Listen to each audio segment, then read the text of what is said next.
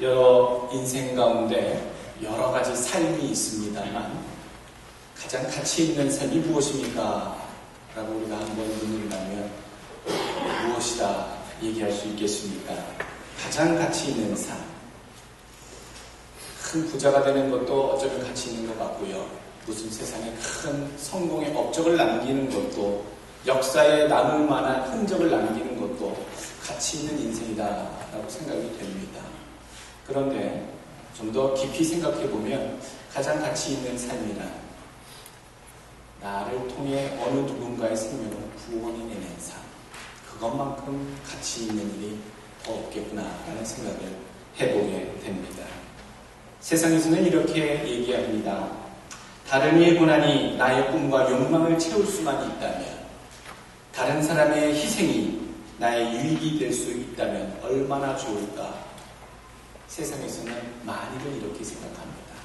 그래서 경쟁하여 다른 사람들보다 더 많은 것들을 취하려 하고, 심지어 다른 사람들 것을 뺏기도 하고 짓눌러 밟고 올라가기도 하는 그러한 세상의 그런 욕망의 모습들을 우리는 보곤 합니다.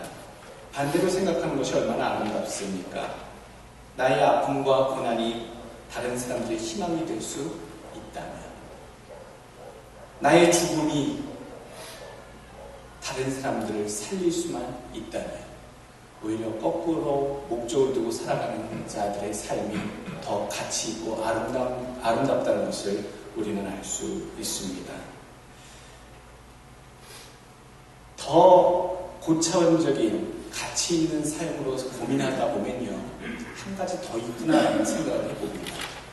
단순히 다른 사람을 살리는 것 뿐만 아니라 영원히 죽어야만 하고 영원히 죽어서 지옥에서 고통받아야 될 사람을 살려낸다면, 구원해낸다면 아마 그것만큼 생명을 살리는 일들 가운데 가장 가치 있는 일이 되지 않을 것인가 라는 생각을 해보게 됩니다.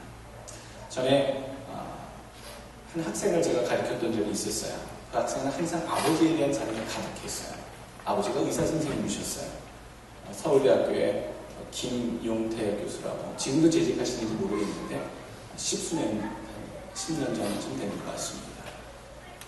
아버지를 그렇게 존경해요. 의사라서 그러니? 아니요. 아버지가요, 췌장암 전문인데요, 우리나라에서 최고의 권위자세요. 그래서 아버지가 살려내신 분이 한두 명이 아니세요. 그래서 그 사람들이 늘 때가 되면 자기 집에 찾아와서 선물이며 감사의 마음을 매 때마다 그렇게 전하고 가는 것을 보고, 저는 우리 아버지를 존경하고요, 저는 우리 아버지처럼 의사가 돼서 누군가를 살려내는 그 일을 하기 위해서 선생님 저는 공부해요 라는 얘기. 그분의 아들 문제 때문에, 아들의 이제 공부 문제 때문에 한번 만난 적이 있는데 참 인자하시고 젊으신 분이었어요. 근데 여러분, 사실 췌장암은 걸리면 묵고침병입니다. 거의 다른 암들은, 캔서는 종양은 가능성이 몇 %이 있는데, 췌장암은 일단 진행이 되면 그것이 1기, 2기, 3기가 어떻든지 간에 가능성이 거의 없는, 치료 가능성이 거의 불가능한 암 종류 중에 하나가 췌장암이다라고 얘기합니다. 근데 그 일을, 그 분야에서 최고의 그 일을 감당해내시면서 꽤 많은 사람들을 살려내셨다라는 얘기. 그 아들의 눈에 비친 아버지의 삶은 사람들을 살려내는 의사 선생님의 모습이었습니다.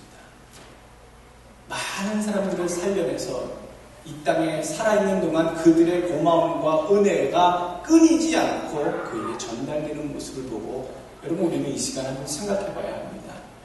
어느 누군가가 영원토록 나에게 감사하며 고마워하고 그 은혜를 잊지 않고 살아가게 된다면, 여러분, 얼마나 행복하고 보람된 일이라 생각해 보겠습니까? 우리가 이 땅에서 전도하는 것, 다른 사람의 영혼을 구원해낸다는 것 자체가요, 단순히 어떤 사람을 교회로 끌고 오는 차원의 문제가 아닙니다. 그 사람이 영원토록 자기 지은 죄와 인간의 그 죄로 인한 굴레로 말미암아 갈 수밖에 없는 지옥의 형벌에서 예수 그리스도를 소개하고 이끌므로 인해서 영원한 천국의 길로 그 인생을 바꿔나 드렸다면 그 일에 참 큰 공헌을 한 사람이 바로 나라면 우리가 영원토록 얼마나 그 천국에서 나에 대해서 고맙다고 감사하다고, 당신의 전도가 아니었으면 나는 영원토록 지옥에 있었을 거라고, 우리가 천국에 있는 내내 영원토록 많은 사람들의 은혜와 감사의 소리를 우리는 들을 수 있겠다라는 생각을 해보게 됩니다.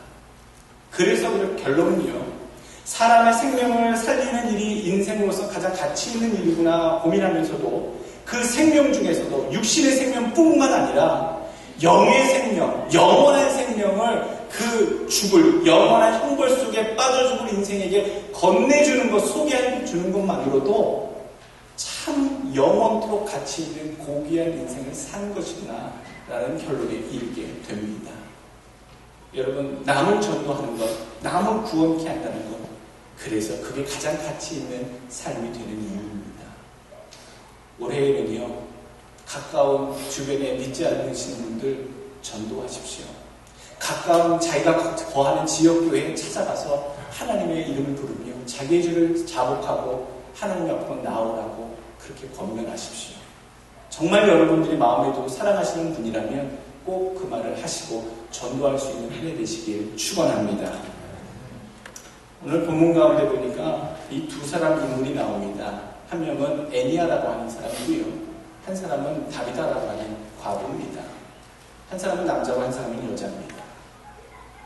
유명한 자도 아닙니다. 돈 많은 부자도 아닙니다. 권세가도 물론 아닙니다. 그런데 이 두 사람의 개인적인 삶의 사건 때문에 수없이 많은 루타 사람들이, 사론 지방의 사람들이, 또 요바에 있는 사람들이 예수 그리스도를 믿게 되는 역사가 불일듯 일어났습니다. 우리는 그런 흔한 착각, 그런 사소한 착각에 빠지기 쉽지요. 내가 권세자라면, 내가 능력 있는 어떤 그런 위치에 있는 유명인이라면, 인기가 있는 자라면 내가 예수 그리스도를 더 많이 증거하거나 전파하거나 주의 일을 위해서 큰 일을 감당할 수 있겠다. 내가 큰 자가 돼야지. 그때까지 내가 노력해야지. 라는 그런 생각도 우리 참 많이 갖습니다. 그게 보편적인 크리스찬들의 마음속에 하나 있는 부분이겠지요. 그런데 그런 생각을 오늘 본문을 통해서 보면 꼭 그런 것만은 아니겠구나라는 생각도 해보게 됩니다. 비록 무명한 자라 할지라도, 비록 권세 없는 그런 별로 힘없는 자라 할지라도, 그냥 범상한 사람이라 할지라도, 심지어 과부이고 심지어 알려진 바 없는 그런 보통 사람임에도 불구하고 수없이 많은 사람들을 예수의 이름으로 구원받게 할 수도 있겠구나라고 하는 그런 힌트가 오늘 본문 가운데 담겨져 있습니다. 저는 범인입니다. 저는 그냥 평범한 사람입니다. 저는 그냥 가정주부고요. 그냥 저는 일하는 셀러리맨이고요. 저는 그냥 별볼일 없는 학생이에요. 그냥 제 살기 바빠 힘들어하는 사람인데 저를 통해 하나님 무슨 큰 일을 하시겠어요. 그냥 저만 예수 잘 믿으면 저는 그걸로 족합니다. 올해는 꿈을 더 크게 가지시길 바랍니다. 여러분들, 우리 평범한 듯한, 별 볼 일 없는 듯한, 아무것도 아닌 듯한 우리들의 삶을 통해서도 하나님은 큰 뜻을, 큰 역사를 행하실 수 있다. 믿으시길 바라겠습니다. 나의 고난이 복음 전파의 기폭제가 될 수 있을까? 또 내가 가지고 있는 보잘것없는 나의 영향력이 이 세상에 예수 그리스도를 믿게 하는 데에 큰 영향력을 끼치게 할 수 있을까? 오늘 35절, 42절 말씀의 이야기가 그겁니다. 다 그를 보고 죽게 돌아오리라 35절 나와 있고요. 42절에 온 욥밭 사람들이 알고 많은 사람이 주를 믿더라. 그 두 사람의 그 사건, 병고침을 받은 사건과 죽은 자 가운데서 다시 살아나는 그 사건 때문에 많은 자들이 예수를 믿게 되었다. 숨겨진 원리는 한 가지입니다. 유명한 자나 권세자나 무명한 자나 천한 자나 존귀한 자나 그렇지 아니한 자나 하나님의 은혜를 체험한 삶은요, 하나님의 큰 역사가 나타나는 줄로 믿습니다. 하나님의 은혜가 임하면요, 하나님의 권능이 임하면요, 하나님의 놀라운 간섭하신 섭리가 임하면요, 하나님의 놀라운 영광이 드러납니다. 복음이 전파되고 역사하기 시작합니다. 오늘 우리에게 주시는 첫 번째 교훈은요, 하나님의 은혜를 받은 자의 삶에는 하나님의 역사가 담겨진다라는 얘기입니다. 한번 따라해 봅시다. 하나님의 은혜를 받은 자의 삶에는 하나님의 역사가 담겨진다. 아멘. 하나님의 역사는요, 복음 전파의 역사였습니다. 하나님의 역사는 그런 역사였습니다. 두 주인공의 배경을 보십시오. 이 애니아라고 하는 남자는요, 어렵고 불우한 환경에서 중병으로 8년 동안 중풍으로 드러눠 있던 신세입니다. 8년 동안 드러눠 있었다는 얘기는요, 이미 온 그 루타 지방의 사람들, 그를 알만한 사람들은 저 중풍병에 걸려 드러눠 있는 애니아 참 딱한 사람이야, 불쌍한 사람이야, 그러나 희망이 없고 낫지도 않고 고칠 수도 없는 불행한 인생이야 라고 하는 그 전제를 다 알고 있는 불행한 인생이었다는 얘기입니다. 불우한 인생을 살고 있던 존재 애니아. 그런데 오늘 그 애니아가 성도였다는 얘기예요. 그 애니아를 통해서 병 고침을 받는 그 사건이 온 루타 사람들을 믿게 하는 역사를 불러왔다는 얘기죠. 그 사람이 8년 동안 누워있는 게 결코 행복한 일이 아니에요. 얼마나 많이 좌절하고 누워 있었겠습니까?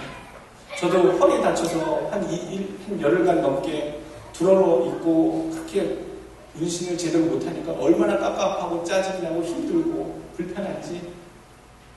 그런데 8년 동안 중풍이면 마비 안 되니까 신체 마비가 와서 흔들리는 거. 제대로 운신을 제어하지 못하는 게 중풍인데 그 중풍으로 8년 동안 병상에 누워 있었으면 이 남자가 얼마나 답답하고 힘들고 소망 없는 삶을 살았겠습니까?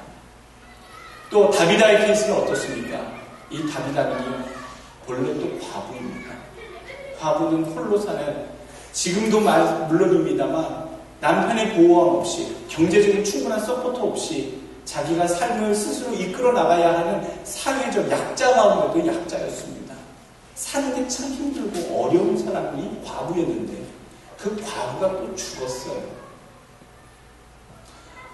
객관적으로 봐도 그렇게 행복하거나 또 풍족한 그런 즐거움을 누리고 살지는 못했을 것 같은 그러한 삶을 살았던 이 과부의 죽음, 이 과부의 죽음이 그것 자체로 보면 참 안타깝고 속상하고 안 된 이야기지만 그 죽음 이후에 되살아난 그 부활의 사건으로 말미암아 온 욥바 사람들이 많이 예수를 믿게 되었다는 사실입니다.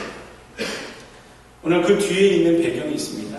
특별히 이 다비다가 다비다의 부활로 인해서, 다시 살아남음으로 인해서 예수를 많이 믿게 된 그 증거는요, 다비다를 생각하는 사람들이 참 많았다는 얘기입니다.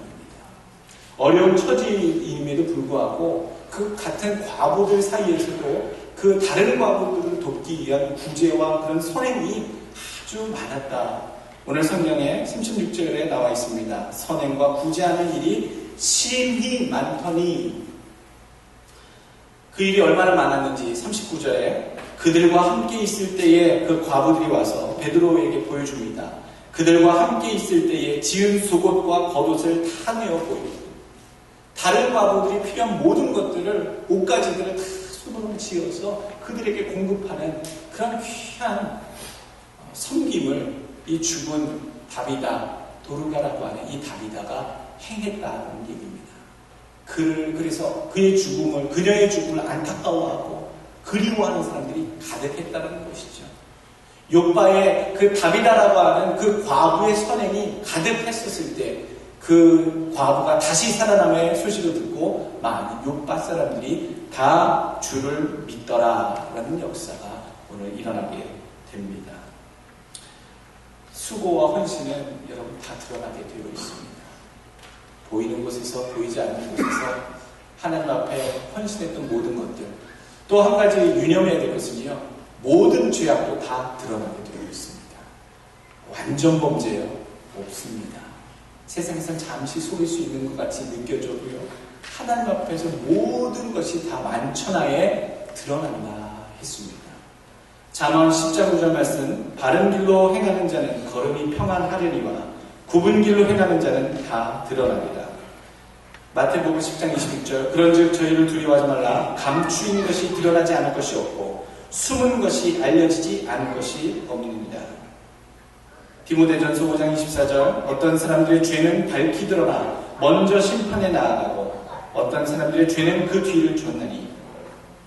디모데전서 5장 25절, 이와 같이 선행도 밝히 드러나고 그렇지 아니한 것도 숨길 수 없느니라. 그러니 여러분, 우리가 늘 행할 때에 이 다윗처럼 행할 수 있길 바랍니다. 아름답고 좋은 선한 일들을 많이 행하셔서 남아있는 자들도 그 증거를 제시할 수 있도록, 또 하나님께서도 그 행한 선한 일들을 기억하실 수 있도록 만천하에 그 아름다운 행실이 증거될 수 있는 우리 엘센트로 성도들 되시길 주의 이름으로 축원합니다. 두 번째 우리에게 주시는 교훈입니다.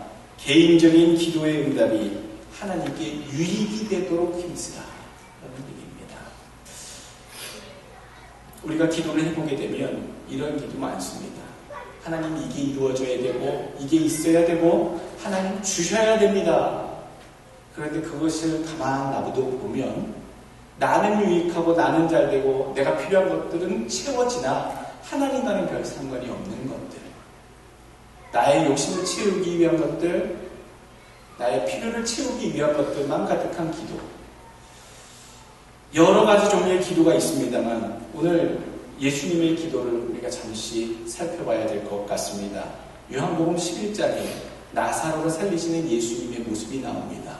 죽은 지 오래되어서 벌써 냄새가 나는 그 죽은 나사로를 예수님께서 살리시기 전에 하나님께 기도합니다. 그 기도하는 배경에 예수님께서 우리에게 어떤 교훈을 주시는지 요한복음 11장 43절 45절까지 이 말씀을 하시고 큰 소리로 나사로야 나오라 부르시니 죽은 자가 수족을 배로 두민 채로 나오는데 그 얼굴로 수건에 쌓였더라. 예수께서 가라사대 때 풀어 놓아 다니게 하라 하시니라. 마리아에게 와서 예수의 하신 일을 본 많은 유대인이 저를 믿었으나 라고 얘기합니다. 예수님께서 나사로를 살리신 이유는 무엇이었겠습니까? 예수님의 영광을 드러내는 것도 물론 있을 겁니다만 오늘 예수님의 원하셨던 가장 큰 것은 죽은 자를 살리는 그 현장을 목격해 함으로써 많은 유대인들이 하나님께로 돌아오게 하기 위한 것이었음을 오늘 45절은 얘기해주고 있다는 겁니다. 죽었던 자가 다시 살아나는 것을 보고 많은 유대인들이 하나님을 믿더라, 예수님을 믿더라 라고 오늘 고백하고 있다는 것이에요.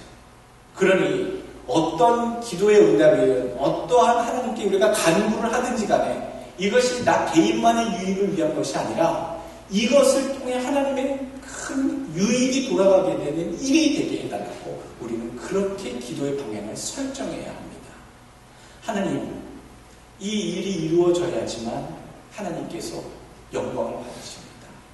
여러분, 우리가 어떤 일을 할 때요, 어디 나가서 브리핑을 하게 됩니다. 프레젠테이션 하게 됩니다. 이 사업을 추진하기 위해서 필요한 요소가 있고 필요한 결과, 그리고 그 결과 얻는 유익들에 대해서 얼마나 멋지게 듣는 청중을 잘 설득하느냐에 따라서 지원을 받기도 하고 투자자들이 투자를 하기도 하잖아요. 우리가 기도의 응답을 빨리 받는 것, 어떻게 하면 빨리 받는 줄 아십니까? 어떻게 하면 하나님의 역사가 크게 임하시는 줄 아십니까? 사사로운 나의 욕망을 채우는 그런 기도도 하나님 간혹 들어주세요. 자비하신 하나님, 넉넉하신 은혜 하나님이 들어주시긴 해요. 그런데 하나님의 역사가 즉시 나타나는 기도는요, 하나님의 마음을 감동시켜드리는 기도예요. 하나님이 정말로 더 필요하게 생각하고 계셨던 그것을 우리가 구하면, 이루어달라고 하면 하나님이 기다리고 계셨다는 듯이 그 일을 진행하시는 겁니다.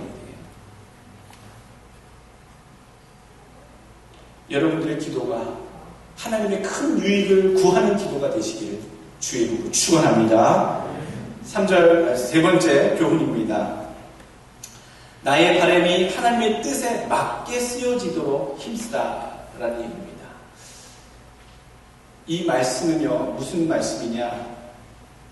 내가 항상 바라는 것이 하나님의 뜻이 이루어질 수 있는 방향에 놓이게 하라는 겁니다.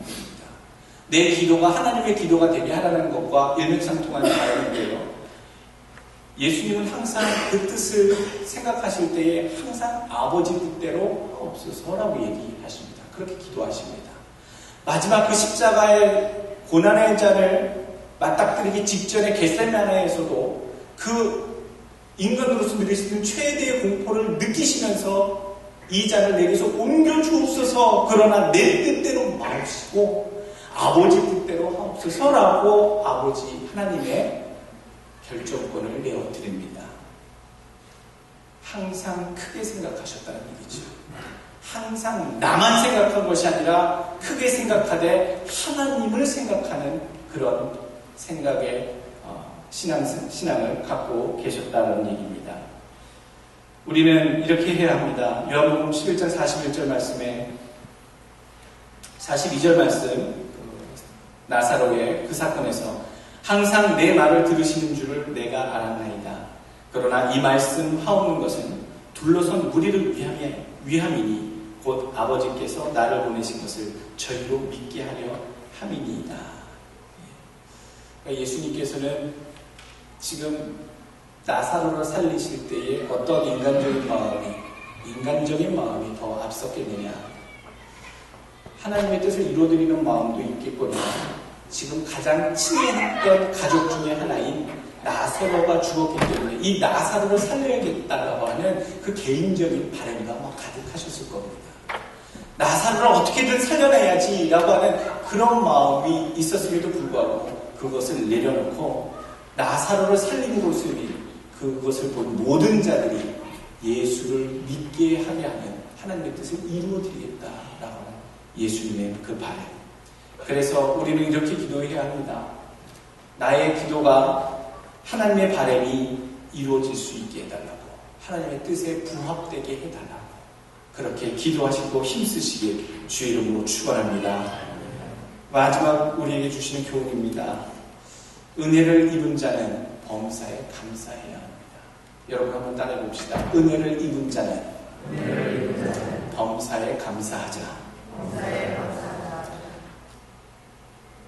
결국에 결과를 보고 나면요, 애니아라고 하는 사람이 8년 동안 중병에 걸려 고생한 것도, 과부 다비다가 결국 죽게 된 것도 감사할 일입니다.